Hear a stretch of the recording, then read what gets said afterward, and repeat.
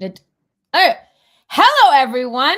It is I, Alark, and we are back for another Citizen Glitch. We've got another amazing Citizen Glitch for you today. Not just amazing, but making life differences. Are you all familiar with Maria Freitas, PhD of Spark Desci Science Funding? Everyone, say hello to Maria. And I say hello to all of you. GM. I'm Maria Freitas, and I'm here with you today with my dear friend Red Alark. I'm right directly from Rio de Janeiro, Brazil. It is 26 centigrades here. You know, people are saying it's going to be chilly today, and it's 26 centigrades, Red Alark. So, you know, kind of hot for a lot of my friends all over the world. And it's a beautiful day, cloudy, but really pretty. So I'm so happy to be here with you. Yeah, and I'm going ahead and editing the name of our file today because somehow it said we're talking about anarchy today. We're really not. Okay. No, it's fine. We're talking about Desci today because as you know, I've gotten a little bit riled up about people who are like, they don't know what Desci is, first of all, and they're just spouting off AI is going to change your life. And it's like, no, bitch, excuse my language, but without decentralized science, what do you think is going to happen? So Maria, I'm going to stop because I've been a little bit angry and riled up about this for days. I'm going to calm down for a second. And I don't know if you want to start with why AI is not enough, or you want to start with how you have been a professional scientist for many years in the TradSci world. And what led you to sovereignty in decentralized science, and you're in Solana. Yeah, that's correct. Yeah, I have been on TradSci, you know, traditional science for my first career. So, you know, the whole time that I was working as a traditional scientist in academia, 40 years. So, you know, I just went towards the whole path. I graduated, I have a pharmacy BSc, and then I did a master on parasitology and went on to do my PhD on molecular biology, and then a postdoc that I am really glad to say that it was completed in Case Western Reserve University in Cleveland, Ohio. And, you know, so the whole thing, the complete package I've done. And after I retired, after all this service, I said to myself, now it's time to find and build the solutions for all things that I've met in academia that were challenges for me. So that for me, you know, it could be better. And that's why I enter Web3 and decentralized science. So I speak from, you know, from the academia point of view, but with this spirit of knowing that we can do better and we can evolve much faster. So that's how I came to be a D scientist now and on this side. But okay, so if you don't mind talking about some of your frustrations, because you and I had spoken, and you said in the traditional science world that you have to ask for permission. That's right. Research stuff. Yes. No, I mean, let people understand that, because I think a lot of people have this misconception that you're a scientist, you get to just research whatever the fuck you want. And that's not how it works in TradSci, is it? Yeah, no, not at all. You know, first of all, you have to understand which path you want. And actually, you can, you know, you can make mistakes in this path that you choose, because if you choose the wrong persons, in the wrong advisors, or the wrong groups, the wrong labs, you're going to have lots and lots of trouble. It's okay. I hope you have some water. I have water. I don't have water here with me. Oh But no, the thing is, yeah, I get really, it comes back. All stuff comes back. Mm-hmm. I have some friends that were doing the course with me. They never finished their PhD because it's really problematic. If you have chosen the wrong subject and the wrong advisor, this can really just cut your career right there, right? So you have to choose the right subject in the time. Science is very fashionable. So, during fashionable, yeah. I mean, well, I don't know if this is the right word, but during COVID, if you're doing virology, or if you're doing something related with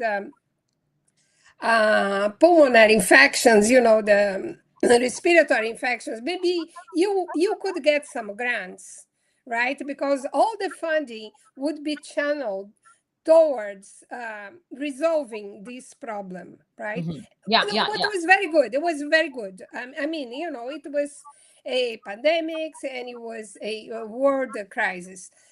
But at the same time, now we have an outbreak of Ebola in Africa. I do not know if you've heard, but it's like 100 cases in this week. So if you're searching something like that, you're gonna get funded. But if you're researching another virus or another subject or a mosquito like I did, that has nothing to do with the Ebola transmission, you're gonna have a lot of trouble to find funding. So that's how I said fashionable, because it is what attracts attention that attracts funding. So first problem is where you're gonna which subject you're going to research, which lab you're going to choose, right? So make sure that you also know the people that you're going to work with, in a personality way. You have to really be in the mood, not aligned with them, because you are going to live with people, not just scientists. Right. People No, do but not separate. even in a decentralized scientist environment, right? You are working with Super Team Brazil, right? Yes. At the moment. But so whether or not you are in Web3 space or whether you're in TradSci, who you fuck with is life or death. Yeah. Like it really is. Right. The difference is, right, that in TradSci, it's like if you weren't connecting with the exact right person, you were limited in your research. Yeah. You couldn't do anything. Whereas with Desci, it's a different story.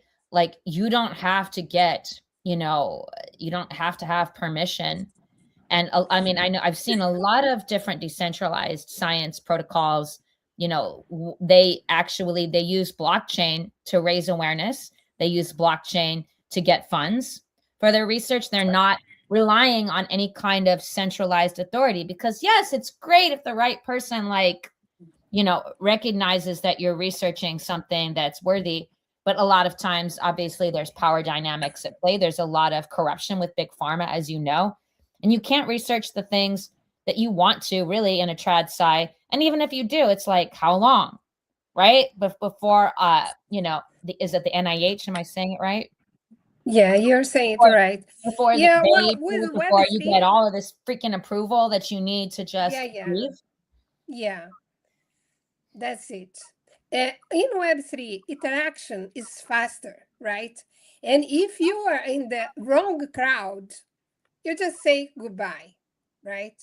Right. Now imagine that you put all this effort, all these years going into a certain institution, you got into the lab, and then the dynamics are different, and time is different as well, right? Yeah. If you then you understand that you are in the wrong subject, with the wrong lab, with the wrong advisors, with the wrong group, it's going to take some time for you to say goodbye, and you can get in trouble as well, because you're leaving. So, well, you're leaving, so you have to have referral letters and things like that. People can say, she's the problematic one, the problem is not mine, and I can sign that for you. Whereas in Web3, you just, you kind of, you slide off. So by And you getting say, trouble, explain to me like how you would get in trouble for leaving an organization in the trad sci world, how that actually inhibits you as a scientist and as a researcher, and how you have like a different level of freedom in yeah, DC, right? Because yeah, because people don't understand like why you guys go into Desci, and I just want them to understand. And we're going to unravel more and more of the stupid, sorry for me saying, misconceptions people have about why they think that trad sci is all perfect. no, yeah, it is not for the faint at heart. It is not. And I guess all my colleagues, in science, um, all the scholars, they will subscribe to that. I believe so, because after all these that I told you, you get the MSc, you get the PhD, you get the postdoc, so you have all the titles in the world that allow you to go for a grant and to tell in a certain subject that you are an authority. You have to find the grants to pursue your research. So they will give you a lab and they will give you a title, but it's up to you to go to the grants. And this is everywhere in the world, not Right, just in Brazil, not only in America. Every scientist has to have grants to be able to research the subject that she or he or they want. So, but the thing is, I told you, there are sometimes that there are no funds for this kind of research that you want to pursue, because there are other priorities, or people are looking to other subjects and other areas of knowledge.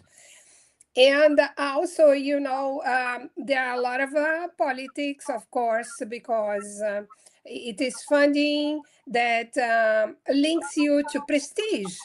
This academia, it's an industry of prestige. sounds like a lot of gatekeeping. Wow, That sounds lots and fun, lots. right? Yeah, Like we lots love and lots gates, and right? lots. Yeah, lots and lots. You see? So um, imagine a way of doing science that's freer. And that's how I imagine the sci can be, right? You will still be strict in following hypotheses, the scientific method. These Right. are some things that really resonate to me, and they make a lot of sense. Right. Like, you have a hypothesis, you go after to prove, and then you pass through tests and you say it's positive or negative. And this is what science is about, right? And why can we do it more freer? Can do faster, Why do we have to have all this hierarchy and get so low in funding that it doesn't go anywhere? It goes, but it goes very slow, and for very few people, very few scientists. So I think my colleagues will say, yeah, she's right. Yeah. She's right in lots of her diagnosis. Yes. And you said that you were suffering a lot when you were working in trad sci, and it wasn't just because you had to get permission to research what you want. If you don't mind speaking a little bit to some of the other things that happened in your career as a traditional scientist that just like that pushed you over the edge to the point. No, I'm serious. Look, this is not meant to be negative, like, because pain turned into power. That's right. Yeah, It is decentralization. Yeah. Well, I believe in that too. And you know, some of the best solutions that I had in my life, they came after a no. Yeah. And big no's. Big no's. And you know, it is this kind of no that you say, oh, I'm lost. Okay, Right. that's it. I'm done, you know, go home. And actually, they gave me a lot of power, because I said, I'm not accepting this as a no. I'm going to take this no and transform into to power. Yeah. To, you know, yeah. So this is a kind of the way I work, I believe. You know, I don't know if it's the same for you, but I don't know. What do you think, Maria? Am I just going to lay down and let someone take control of my life? Am I like that? No way. You see. But you know, we suffer a lot because of this personality we have, right? We do. On the other hand, look, life is suffering, right? But we have so much control over we have so much control on how much we suffer a lot of the times if we suffer, and we have so much control over transformation of that suffering. That doesn't mean we're not going to have grief over certain things, but this was certainly an area where you said you got flack from people in your personal life, and they were like, Maria, but you've suffered so much. Why are you trying to do more science? You told me that. I'm saying, no. We got to bring this up, because like your just love for this. I mean, we suffer, but we suffer because we care. Soultrix, thank you so much for reposting the stream. This is Maria Freitas. She is also on the Solana blockchain with the Solana Super Brazil team.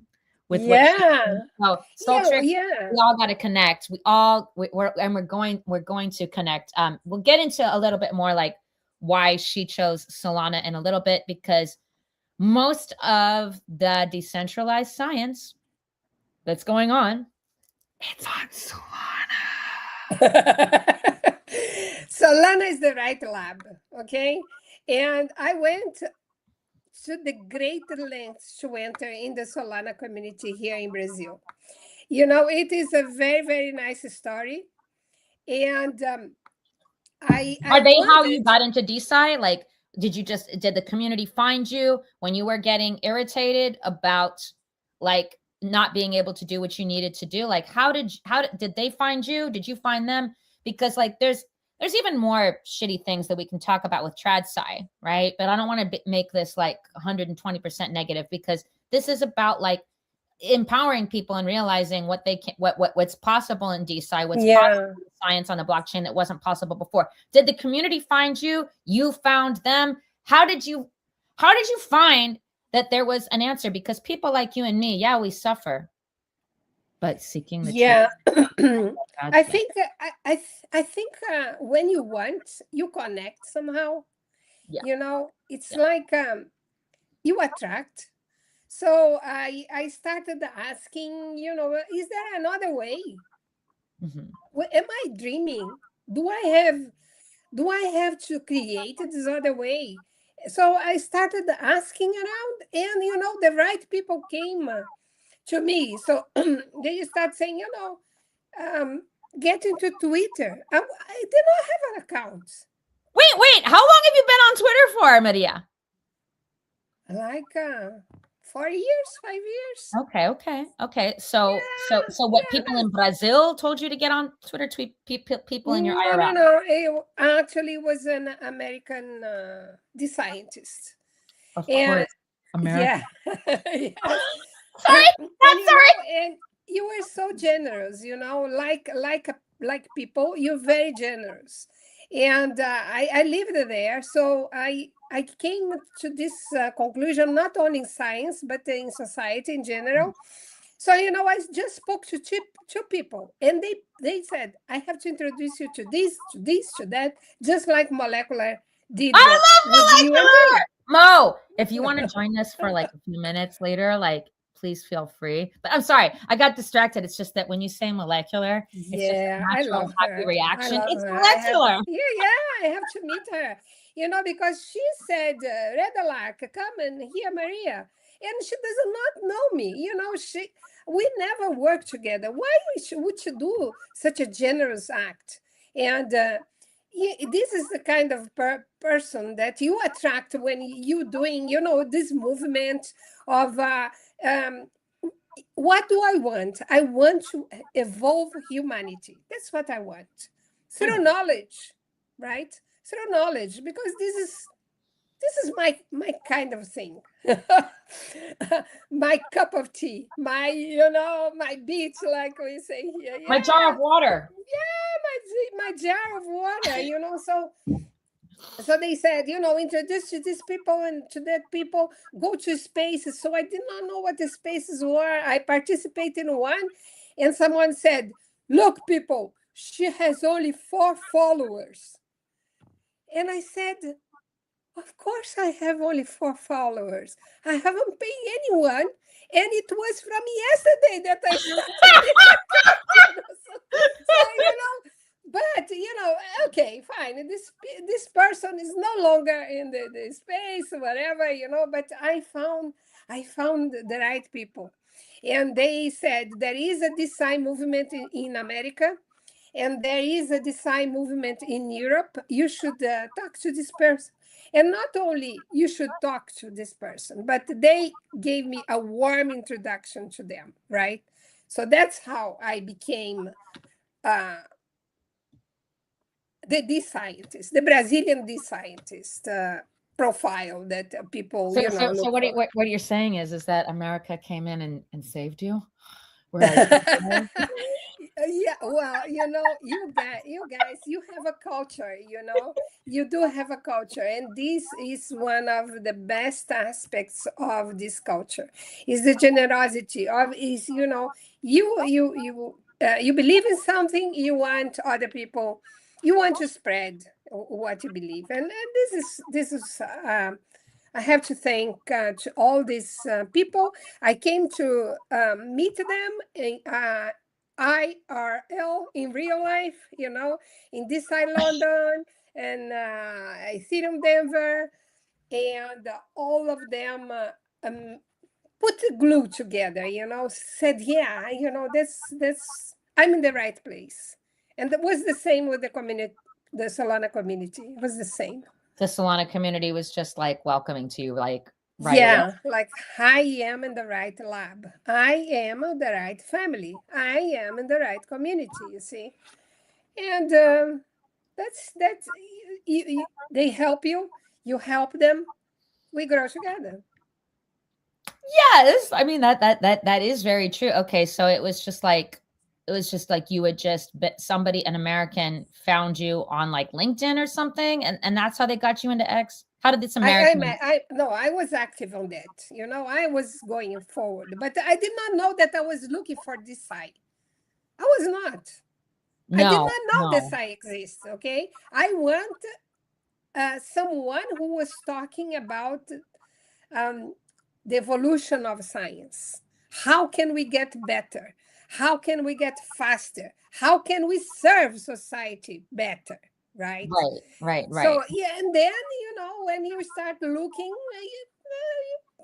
the terms come to you. You learn the terms. You learn that, oh, okay, this movement is nice because this side, decentralized science, it's a movement, and we learned this term from DeFi, decentralized finance. Okay.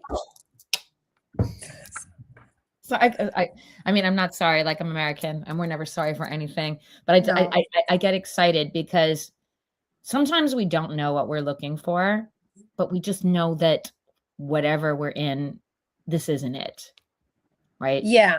And we know that if we just if we send out the signal, someone's gonna get it, right? That's right. And that's not even like some Maria, just a little background. Some people know this, but maybe you don't know. I divorced from the word believe a few years ago, right? So I like to say things like trust and verify. you know, and that's one of the reasons why we should love science so much, is because trust and verification. But like, it's just like, if you send out. Wait, you said that you divorced the word?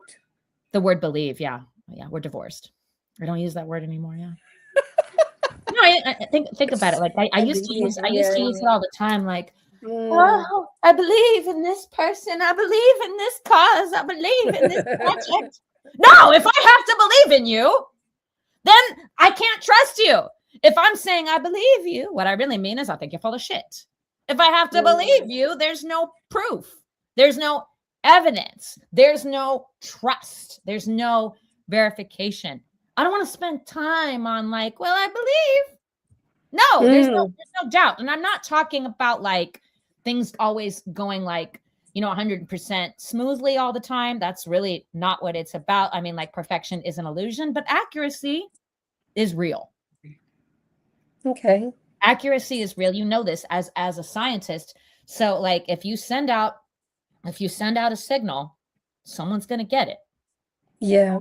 And you sent out the signal, and ᚚᛚᛊᛊ came and adopted you. And ᚚᛚᛊᛊᛊ, who is with ᚚᛚᛊᛊ, they reposted the stream. ᚚᛚᛊᛊ's showing up for you, you know? Oh, really? Yes. Like, no, they did. Like, you don't have to look on X right now, but like, I mean, they've been really lovely, and we'll have to connect with them a little bit later, because I've had nothing but, you know, good interactions with what they do. They're all about RWAs, but sorry, this is not like turning into like a shell space for them per se, but like, so that's what it is. You knew there was a lot wrong with TradSci, and you were looking for a better way. You didn't know what it was, but the right people found you. Right? Yeah. We can only allow the right people to find us once we come into a place where we realize that what we're doing isn't working. I want to ask you too, was any of the like, because another reason why we, you know, why to advocate for science on the blockchain is because, you know, as Molecular and I discussed, and I knew, but Molecular, you know, she hammered it into me a little more about medical malpractice being like a top cause of death in many countries. And then she's like, do you know, like, for decades, not even just for like a month or two, for decades, when doctors have gone on strike, the mortality rates are higher.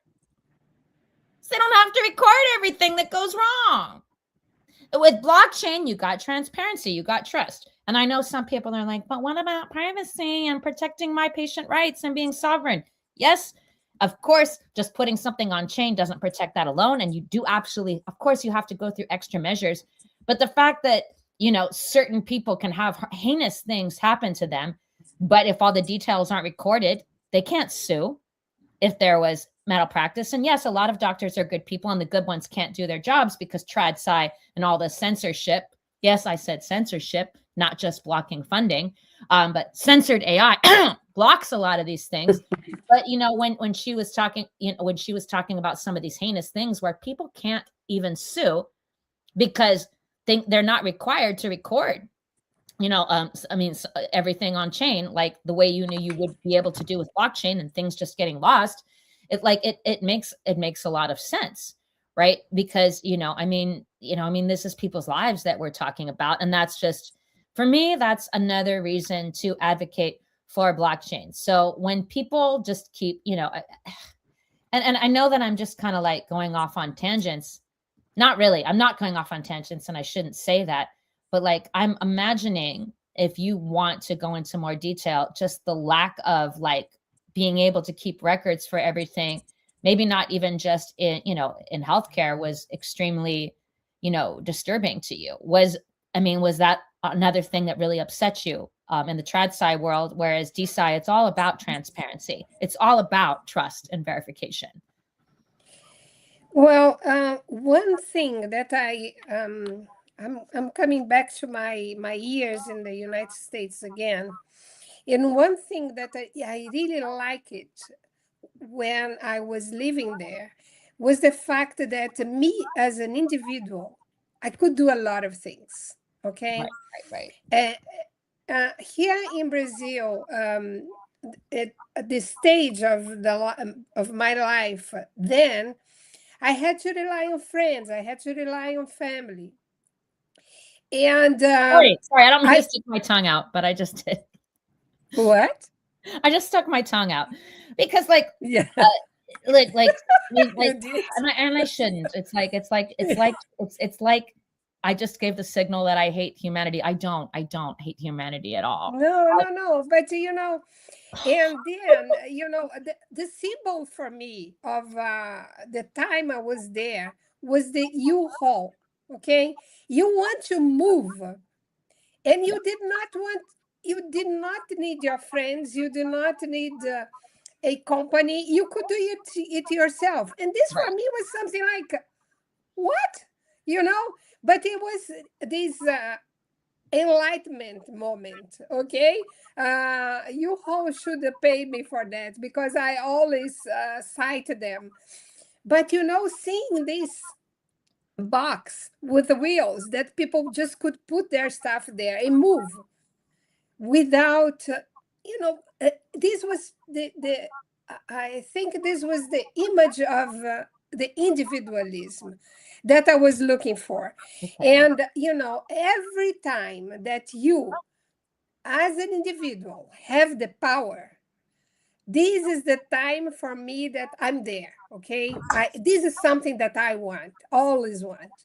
Mm-hmm. So data sovereignty, freedom, it comes all with this box with the wheels. Okay, Yeah. it comes like, so I love collecting POAPs, and I believe it's a beautiful technology.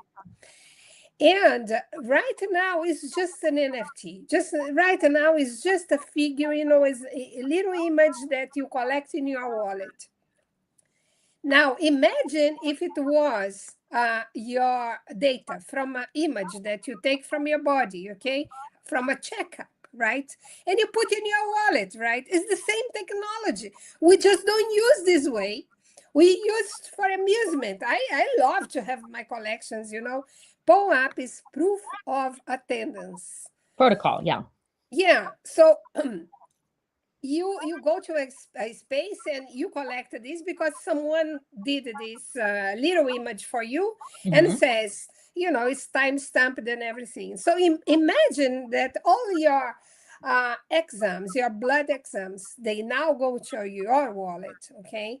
And it's up to you to decide what you're going to do with it. So every time it is up to you to decide what to do, which kind of therapy, which kind of doctor, which Mm-hmm. kind of um, ending that you want to do with your data, with your life, with your decisions. I mean, Sovereign, the sovereign scientist. sovereign, Carry on. sovereign, the sovereign. Yeah,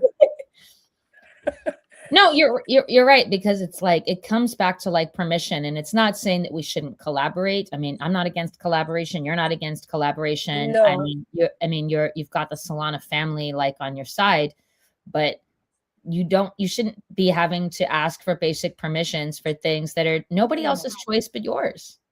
that's right. That's Is correct. No, yeah, yeah. You said it right, because we need to collaborate, okay? But if you have the power to tell me you will not do it, then, my friend, I'm taking my U-Haul and I'm going somewhere else. That's how it is. that's how it is. I mean, but funding and transparency weren't the only two. Is there any other was there any other things that that were frustrating you about TradSci that really Yeah. drew you back to Desci? Yeah, in fact, so there is the funding. The funding, it's a challenge. That's a Okay, huge one. Yeah, I'm for a lot not of going to people. say problem, because I divorced this. I divorced this Yes, you problem. divorced the word problem. Sorry, I'm yelling now. It's not I a don't. problem. I It's a don't like. challenge. I don't like problems. I love challenges. Okay, yeah, because challenges have solutions. You see, and the other term as well that I don't say, because it's low energy. I don't say low energy words. So, uh, what I was saying? Yeah. So funding, okay, funding, because you need funding to do your research. And some research do not need a lot of money. Do not. It is, you may perceive that the science is very expensive, but for some kinds of research, observations, imagery, or there there are ways that you can, with very little funding, go very, very far. Yeah. So, yeah, and that's the niche that we are right here with the Spark Desci Fund.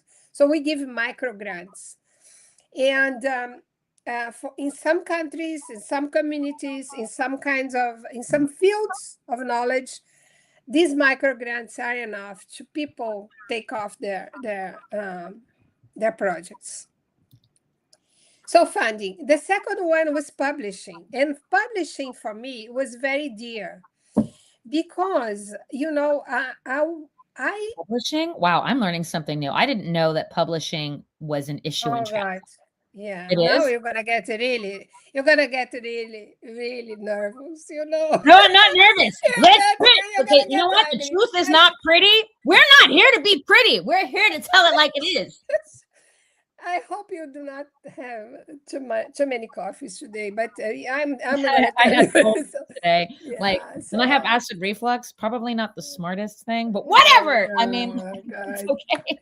So 40 years in academia, okay? So doing what I had to do. And scientists, we love our challenges, okay? We go to the labs and you stuck there, you don't understand about intellectual property, you do not understand about commercialization, about licensing, about who gets what you learn, what's the percentage of your knowledge that goes somewhere. You do not understand anything of that. You are there, like, really focused on what you want to solve. That's us. Okay, that's our mindset. So I was really in the end of my first career, and I was happy because someone invited me to co-author a chapter of a book. I was really happy. I was saying, "Oh God, I'm gonna get some royalties, and also, yeah, and also I'm going to, have my 15 minutes of fame. I'm going to put everything I've learned in 40 years about mosquitoes. I'm a mosquito specialist, so I was really happy. Your And mosquitoes are so then, pretty. Sorry, carry on. I just got excited. I said, I'm going to read for the first time in my life the contract that you sign when you publish something. That is a contract, but this is just bureaucratic thing for scientists in general, and for authors. Yeah. Because you have all these messy terms and conditions and everything. In the end, there is a square. You just check the square, you go on, you sign, you're done, and you publish. Okay.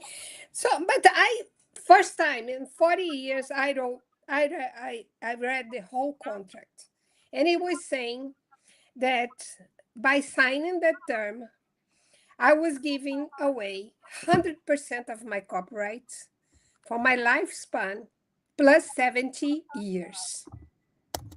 What? I said, what?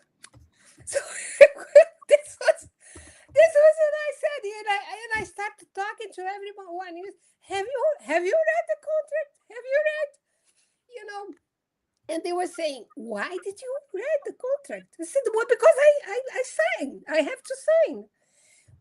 Nobody reads those things. They was telling me, and it was a list of co-authors, a very huge book. It's like 500 pages book.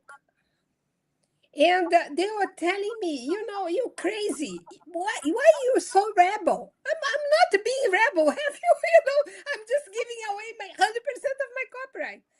And so I started, advocating and telling, communicating. Do you know this?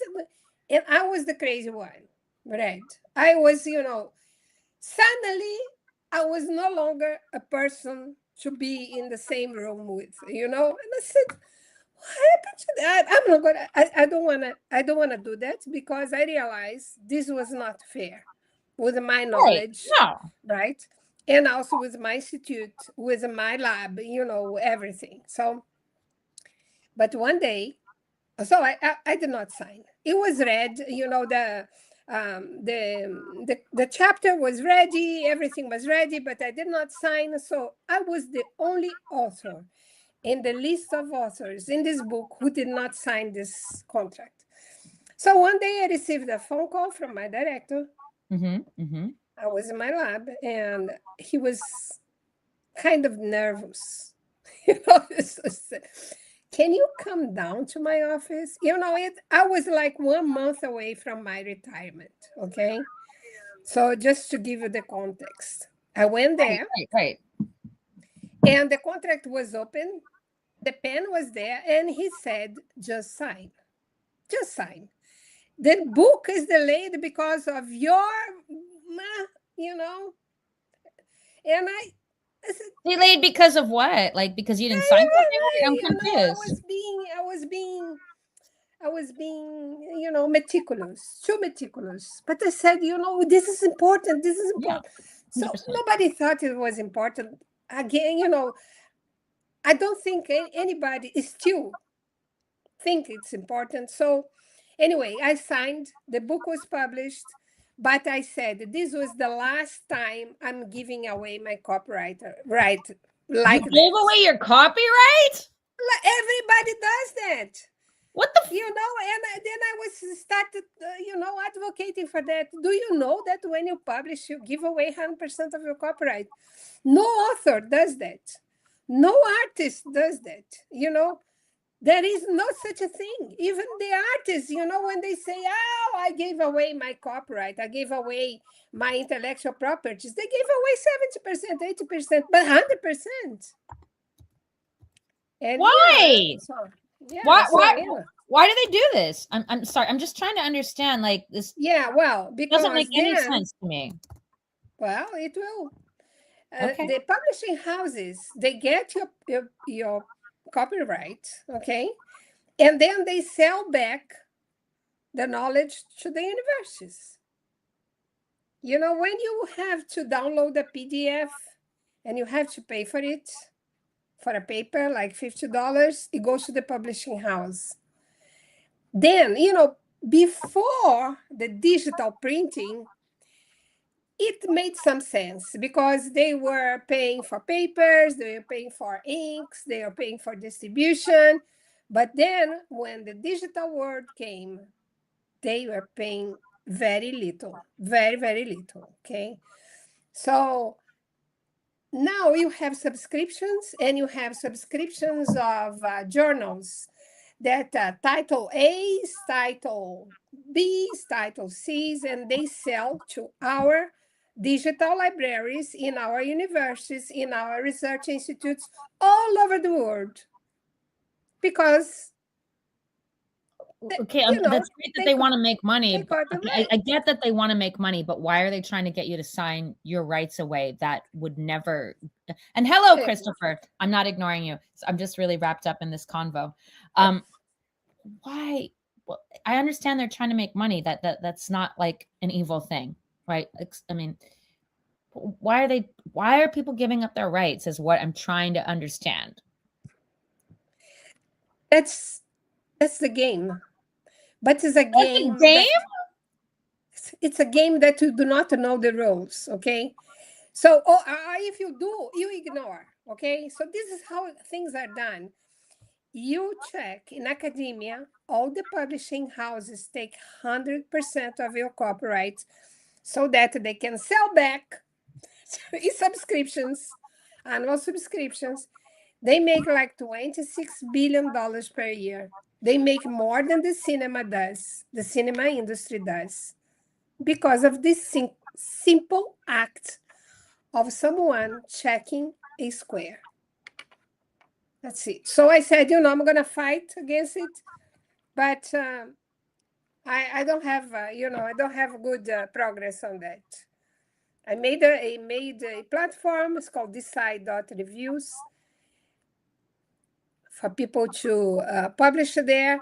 But the game here is prestige, right? It sounds like, doesn't sound like prestige. This sounds like robbery to me. Is robbery now prestigious? Well, but if you're signing to be taken, to have your things taken away, they will say, I'm not robbing you, signed it, I took it because you said yes. So this is not. Well, I guess it's not a whole lot different than musicians getting raped in the music industry for many years and just being like, of course, I'm happy to drink the Kool-Aid. Please take my soul. Yeah. Yeah, I'm going to become famous, you see. I'm going to become famous. I'm going to allow you to own me so that I can become famous. How many? Taylor Swift. She bought it back. Well, she bought it back. Yeah, but like, I mean, she can afford to buy it back too. Yeah, but she bought it back because once she gave it away. And the giving away is the system. The giving away is the default. For all us creators, I put us together. All art, science, and technology. We are, I don't know, we are so much focused on what we want that we do not understand in which game we are, okay? We really do not map ourselves in the space. We just go. Yeah. It's not a criticism, I was in the game. But it is, how come I opened my eyes, so late? How come, Well, but you know what? It doesn't matter how so late. I've had to come to terms with that, right? Even though I like to joke around and be like, oh my God, I'm 21 every year. I'm clearly not 21. It's an annual birthday event. Yeah. But like, there are some things that I'm just 21.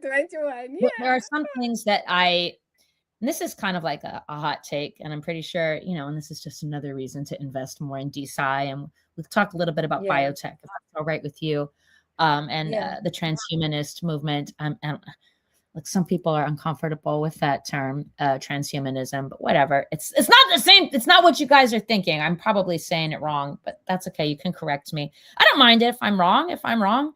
Who those of you who know me, you know what? If you tell me I'm wrong and you can prove that I'm wrong, I just might like it. Facts. No.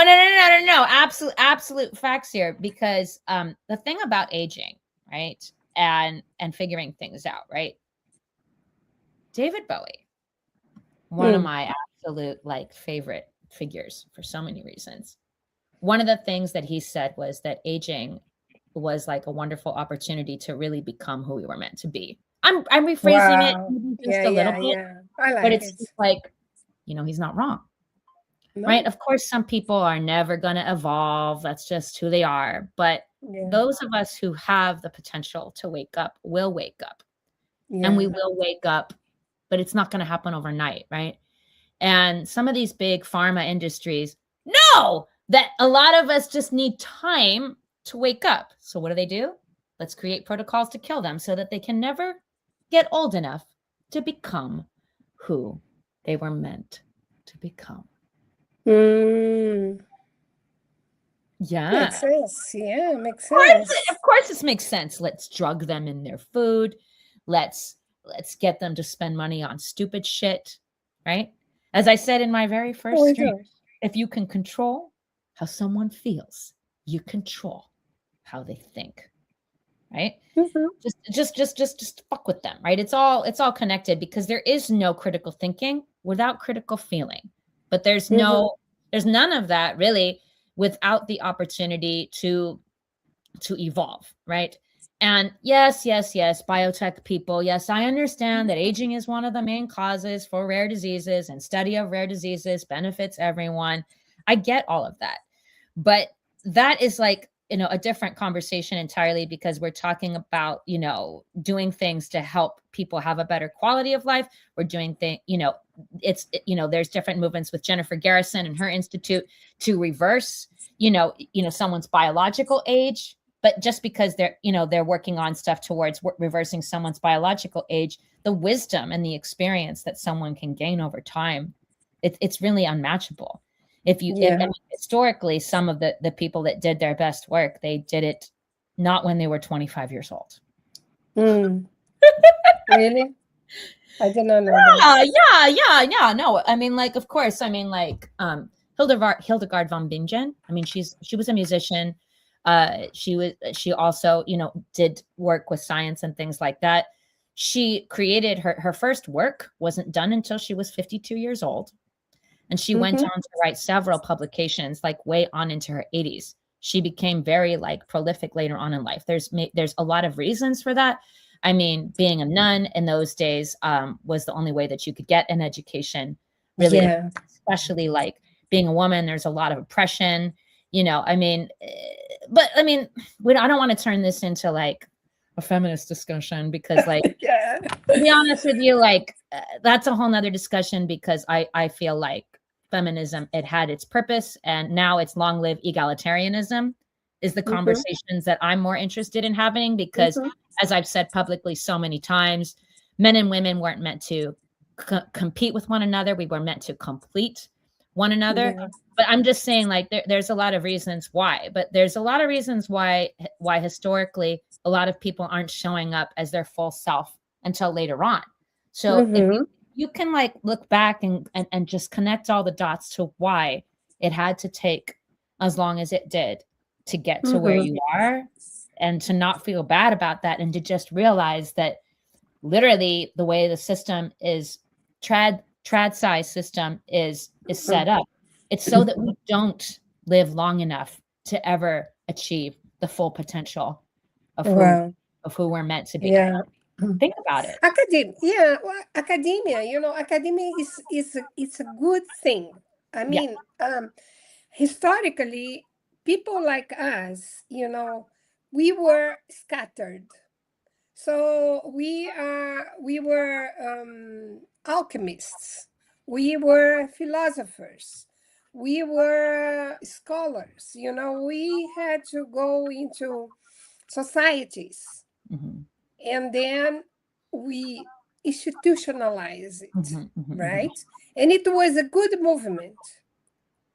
But as everything we do, we have to evolve as human society, okay? So, scattered, institution, very nice. But then it became, rule after rule, after rule, after rule. You cannot move, right? And you need movement. You need movement to go forward, to the next level. Or, I don't know. When I say next level, I'm not implying that it goes towards better or more progress, but just you need some chaos to be able to evolve, even in a Darwinian sense, right? As natural selection, you need lots and lots of varieties. Right. When you become something that is very solid, very rigid, you cannot go anywhere. You can't. So, if you have to be this way, you have only funds for that direction. You do not owe what you created. Yeah, that's another thing with blockchain. Having ownership of your data. Ownership, that's the other pillar. Sovereignty, ownership is very important. Very important. Okay, you want to give away, but it's yours to give. Okay, it's nobody else's. You gave because you wanted. Ownership, that's a very important pillar. So now the 4 pillars of Desci. So now we are trying to get better on that. So academia was a very nice mark, when you see it from a historical perspective, but we need to go. Is it Desci? I don't know. Is it a friend of mine called non-institutionalized science? It's much bigger. You cannot even say. I'm not a English-speaking person. I have to think. This eye is much nicer, but if you can have like a no sci, but no sci is not good because it's like a no science. So we want science. So in those directions, okay, in those go scatter, have variety, and then natural selection will take care of the best pathways, and we go forward because, like you said, we need research for rare diseases. If one person has a rare disease, this person is important. It's 100%. TradSci rejects these people. You know this. Yeah, well, No. They treat these people. They treat these people like less than human. The alignment is not there. Yeah, because the funding is not going to be there. They're saying it's only one person. For that person, it's 100%. Okay, it's not about statistics. So someone there is even I think it's called family companies. It's a new term now. When the family takes this initiative of finding the cure for whatever happening in their environment. So they are going to go for funding, and that's when Web3 it's a very, very great tool, because you're going to find funding there. Oh yeah, no, absolutely. Yeah. How did you get introduced to the rare disease community? Because I think a lot of people that to be honest with you, I didn't even know what the fuck a rare disease was until I met the first person in the rare disease community. Oh. Yeah. Like I was just like, oh, you mean there's diseases I've never heard of? And the medical system just says, fuck you. There's not enough people with your disease. We're just gonna like ignore you. Like you don't matter. Like you're not human. They say it nicer. No, I mean it's incredibly like dehumanizing, I mean, yeah. But it was because of someone in the rare disease community who sought answers and who knew that, he could find and who was looking for answers. It was someone who was coming from a place of rage. And as I have said publicly so many times, rage can be a very positive. Rage is very powerful. It can be very powerful and very positive. You can use it in the right way. So he wasn't about to accept like, oh yeah, like this is just it. No, he has, such a strong will to live that he was like, I know, just like you, it's like, I know the answers are out there. I know that I can find them. And of course, AI is not the solution. All of you guys use AI in different capacities in what you do. But it was just like, I can get scientists who actually care about this, because there are scientists that understand that it isn't just, it's not just a human issue for people who have diseases that are not, more rampant, like, various forms of cancer. Ultimately, what a lot of people don't understand, and what I didn't understand, is that the study of rare diseases actually benefits everyone. Benefits everyone. We do not know. People don't know this. Let them know, Maria. They don't understand. Benefits everybody. And we're gonna go towards the massification of customization. Maybe I'm getting complex there, but this is how I see things going towards. Every one of us is very different. We are very equal, but there are, a little portion that we are ourselves, and this matters a lot. And, you said it beautifully. Studying those little, differences makes a lot of difference for all of us. And I think I'm going to finish this beautiful live with this statement, Okay. Yeah, we are individuals. We matter as individuals very, very much. Yes, we matter as individuals very, very much. And at any point, anyone can get a rare disease in their life. Really, anything can mutate. So it really is helping everyone. And I will leave you guys with this: personalized medicine, Yeah, decentralized medicine is the future, because it we is. are all very individual. And when people understand that, and people like you, I'm so grateful for you coming today, Maria. I am grateful for you. I'm very grateful for you, Alark, Did you want to let anybody and know about Spark funding or anything before we say yeah, guys, goodbye? I have we lead this Spark Desci Fund for microgrants. So if you have any idea, any project that can profit from a microgrant, please follow us. We are on Twitter, on X. So the profile is Spark_Sciences. So spark that science, spark that scientist that is in yourself. We are all scientists because we ask why. And asking why is science. That's it. And I'm Maria Freitas. My profile is Maria Freitas PhD on X, on LinkedIn. You're going to find me. I thank you so, so much for the opportunity to share my soul, I'm not going to say my beliefs because there is not this term anymore in my vocabulary.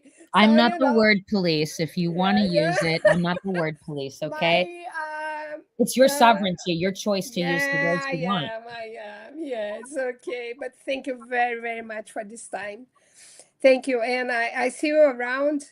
Guys, have a wonderful day wherever you are in this beautiful blue planet. Bye bye. Bye.